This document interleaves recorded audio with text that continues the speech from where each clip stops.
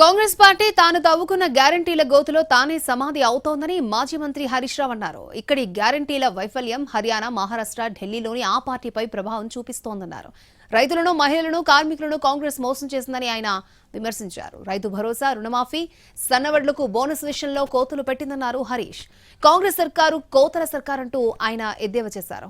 ఇక రైతులకు చెల్లించాల్సిన రుణమాఫీ డబ్బులు, రైతు భరోసా నిధులు వెంటనే రైతుల ఖాతాల్లో వేయాలని డిమాండ్ చేస్తూ సీఎం రేవంత్ రెడ్డికి ఆయన లేఖ రాశారు.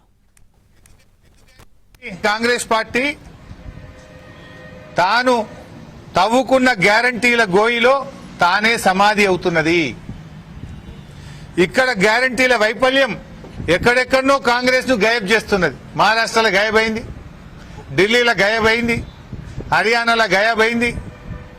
అంటే ఇప్పుడు ఎందుకు గాయబైంది? ఇక్కడ హామీలు అమలు చేయలేదు కనుక, ఇక్కడ ప్రజల్ని మోసం చేసింది కనుక. హర్యానా ప్రజలు, మహారాష్ట్ర ప్రజలు, ఢిల్లీ ప్రజలు తెలుసుకున్నారు, కాంగ్రెస్ పార్టీకి గుణపాఠం చెప్పిండ్రు.